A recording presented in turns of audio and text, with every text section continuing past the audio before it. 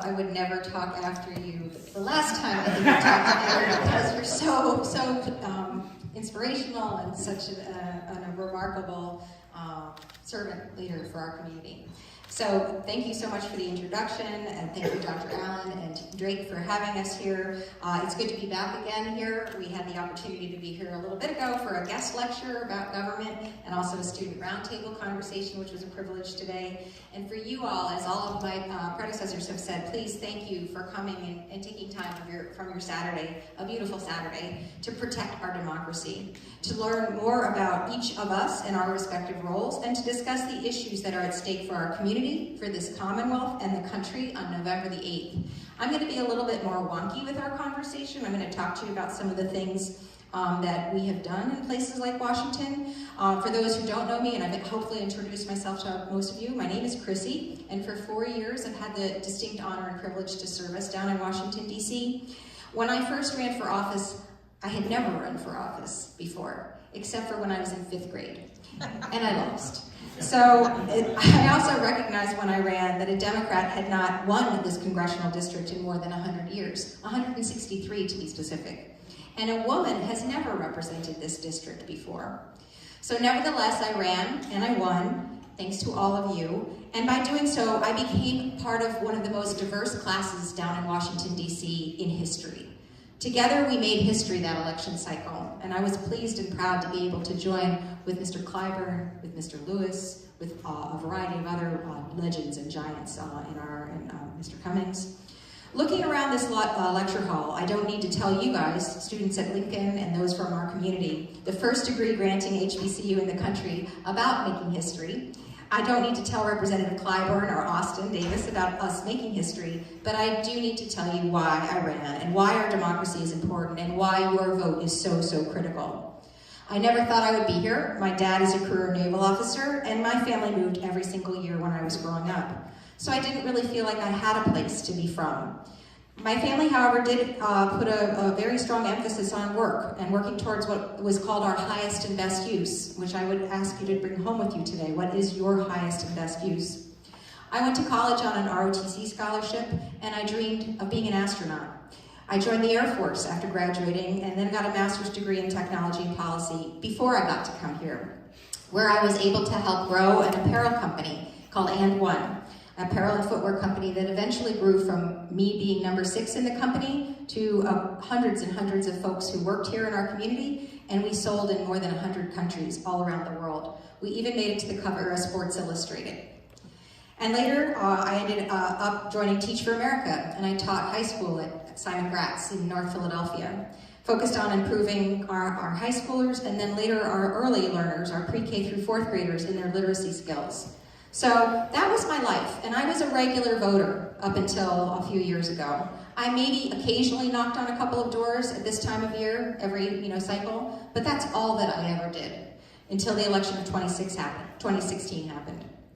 On that night, I watched as my father, who's an immigrant and a survivor of the Holocaust, and I said a Navy veteran, and my daughter, who is a queer woman, terrified, weeping at the results and what it meant for our country and what it meant for them. I wanted to help, and I wanted to make sure that I believed that we could make a difference for the people, as Pastor Williams said, for the people I love, in both generations. When your dad and your daughter says we're doomed, you gotta start listening. So I shifted my gears, and I raised my hand, and I ran for office for that highest, best use. So I would ask you, particularly the young folks who are in the audience, what is your highest, best use? And it can change. Life is super, super long, but just challenge yourself to think of what that is. And with the help of voters, we won that first race and won again in 2020, and I hope to have the honor to serve you once again in 2022. But we have confronted very many challenges over the last several years, harmful discriminatory practices from the previous administration. Of course, we know the COVID pandemic set us back, climate-related crises that came here to Chester County, a federal state of emergency, threats to our democracy that culminated in the January 6th insurrection, where I was on Capitol Hill that day, and the recent, as previously mentioned, Dobbs decision that has overturned a woman's right to her own reproductive choice, and of course, inflation caused by pandemic supply chain issues and the war in Ukraine. That's just been the last few years, guys, and it's tiring, right? I mean, we are all tired. But we need to make sure that we don't lose our energy, and we need to keep in the fight. We need to keep activated.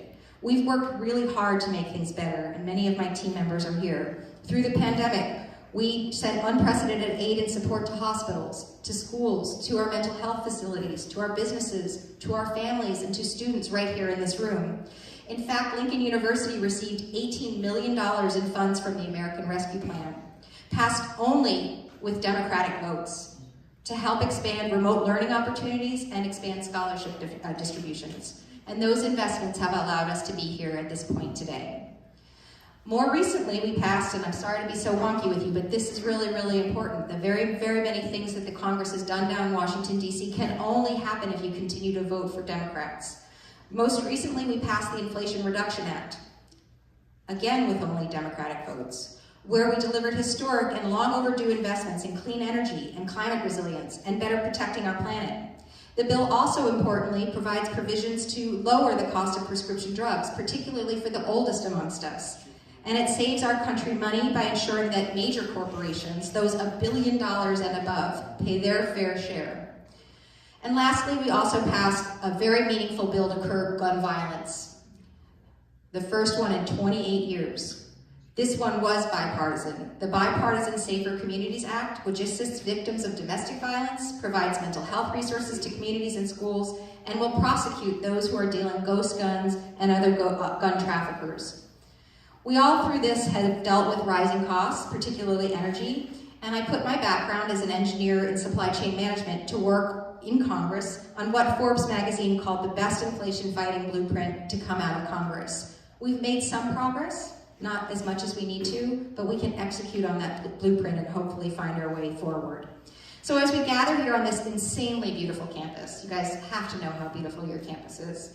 The need for advancements in infrastructure, particularly, are super obvious. When Drake came and he talked about how long it took to get to to Westchester, that's Chester County. It's very, very hard to get from there to here. Whenever we try to move people from one place to another, it's not so easy, and that's because of infrastructure problems. Public transportation is super inadequate. In too many places in our community, drinking water is at risk. I had the chance to tour a water facility this week as well. And broadband access in places like this, in rural areas like this, sometimes is tremendously lacking, as well as in our most urban places. Someone should do something about that, don't you think? Well, we did. And it was what has been considered a two-generational success. President Biden did that. That was called the Infrastructure Investment and Jobs Act, and that will combat climate change, promote equity, promote accessibility, good-paying jobs, and bolster our economy. As a result of our commitment, I'm exceedingly proud to have won a few awards, and I have to take some time to talk about this because I'm really, really proud of the work that we've done in our office. We are proud to have won awards for being a bipartisan, constituent service-focused, accessible, and employee-centric office.